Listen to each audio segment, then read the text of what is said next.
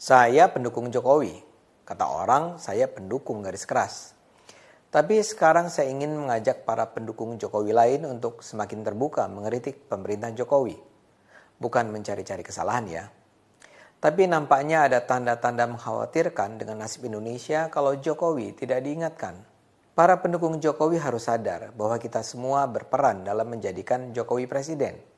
Kita dulu berperang dengan penuh semangat tanpa dibayar sebagai relawan. Kini Jokowi sudah menang. Karena itu kita harus menjaga Jokowi jangan sampai salah langkah. Kalau kita mendiamkan kesalahan dilakukan, kita turut bersalah pada rakyat Indonesia. Saya dan mungkin Anda mendukung Jokowi karena kita percaya Jokowi adalah kunci bagi terwujudnya Indonesia yang lebih baik. Saya sih percaya Jokowi adalah manusia jujur, berintegritas, dan mampu memanage pemerintahan dengan baik. Karena itu dia adalah pemimpin paling tepat buat Indonesia.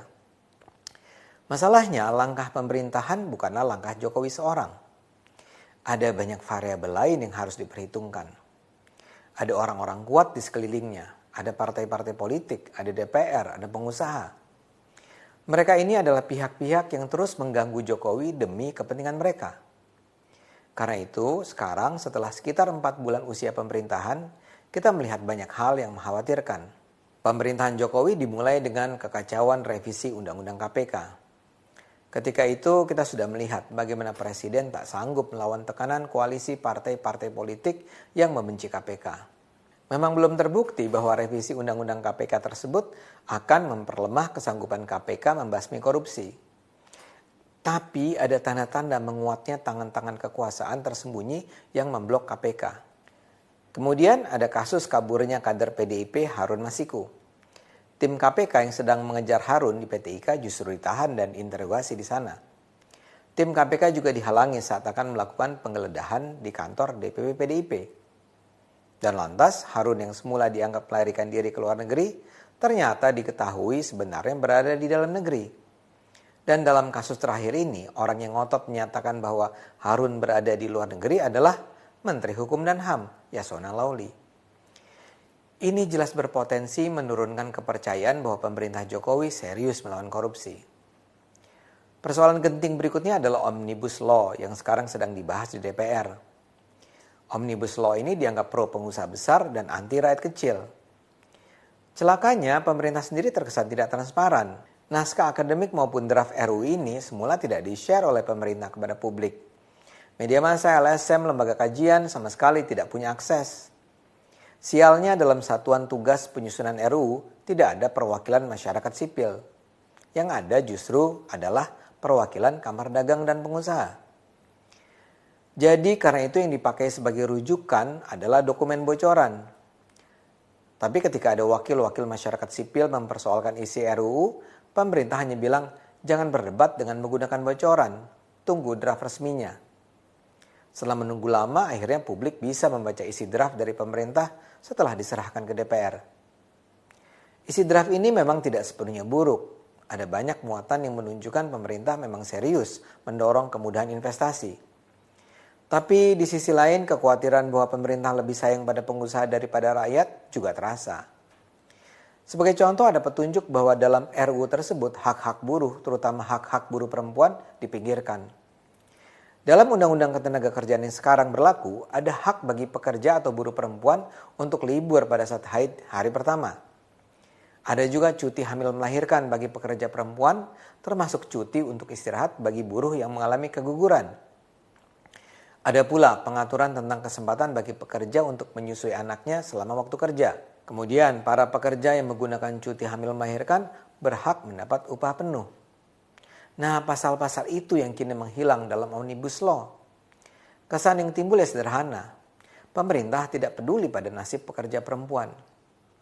Di sisi lain, para pengusaha terkesan diuntungkan. Misalnya saja, ada ketetapan yang menguntungkan pengusaha tambang batu bara. Dalam RUU ini, pemerintah akan memberikan perpanjangan kontrak 20 tahun secara otomatis pada pengusaha tambang batu bara yang akan habis masa kontraknya. Saat ini saja ada sekitar 7 perusahaan yang akan habis masa kontraknya dalam 5 tahun ke depan. Padahal menurut Undang-Undang Minerba yang saat ini berlaku, ketika habis masa kontraknya, pengusaha harus mengembalikan izin ke negara. Yang diprioritaskan sebagai pemegang izin baru adalah BUMN. Dan usaha perolehan izin baru itu pun harus melalui lelang. Semua aturan itu hilang dari Omnibus Law. Begitu juga tak ada lagi pembatasan luas wilayah operasi produksi yang dalam Undang-Undang Minerba 2009 dibatasi hanya 15.000 hektar. Seperti saya katakan, kesannya undang-undang ini menguntungkan para pengusaha. Dalam hal ini pengusaha tambang batu bara yang ada. Begitu juga soal pajak. Omnibus Law akan menetapkan pengurangan pajak penghasilan atau PPh yang dikenakan pada perusahaan dari 25% menjadi 20%. Ironisnya, dalam hal ini Menteri Keuangan Sri Mulyani sendiri menyatakan kalau penurunan pajak itu diberlakukan, penerimaan perpajak di Indonesia akan bisa berkurang sampai 85 triliun rupiah. Dan belum juga pembahasan di DPR dimulai, pemerintah sudah bikin blunder. Dalam draft RUU ini ada pasal yang menyatakan pemerintah bisa mengeluarkan peraturan pemerintah untuk mengganti undang-undang. Ini jelas melanggar hierarki hukum di Indonesia. Undang-undang kan berada di atas PP. Yasona Lauli kemudian mengoreksinya dengan menyatakan bahwa itu salah ketik. Saya sih tidak percaya bahwa ada salah ketik dalam dokumen seserius itu. Namun kalaulah itu memang kesalahan manusia, kasus ini menunjukkan keamatiran kerja pemerintah. Kalau begini ceritanya, para pengkritik Jokowi tidak perlu memelintir fakta untuk menyerang pemerintah. Tanpa dipelintir pun langkah pemerintah memang layak dipersoalkan. Kasus demi kasus semacam ini tentu melemahkan legitimasi pemerintah. Kalau kepercayaan terhadap pemerintah menurun, apapun yang dilakukan Jokowi akan dianggap salah. Sebagai ilustrasi sederhana, ketika Presiden mengatakan akan membangun terowongan bawah tanah antara Istiqlal dan Katedral, rencana ini dengan segera menjadi bahan olok-olok. Karena itu, para pendukung Jokowi harus segera mengingatkan Jokowi. Kita perlu mengkritik pemerintah bukan karena kita membenci Jokowi. Sebaliknya, kita perlu secara terbuka mengkritik pemerintah karena kita mencintai Jokowi. Kita perlu mengkritik pemerintah bukan karena kita membenci Jokowi. Sebaliknya, kita perlu secara terbuka mengkritik pemerintah karena kita mencintai Jokowi. Kita tahu posisi Jokowi tidak mudah. Dia dikelilingi para predator yang siap menerkam. Karena itu kita harus mendukungnya. Tapi kita harus mendukung Jokowi tidak dengan cinta buta. Kita mendukung Jokowi dengan akal sehat. Karena hanya dengan akal sehat, negara ini akan selamat.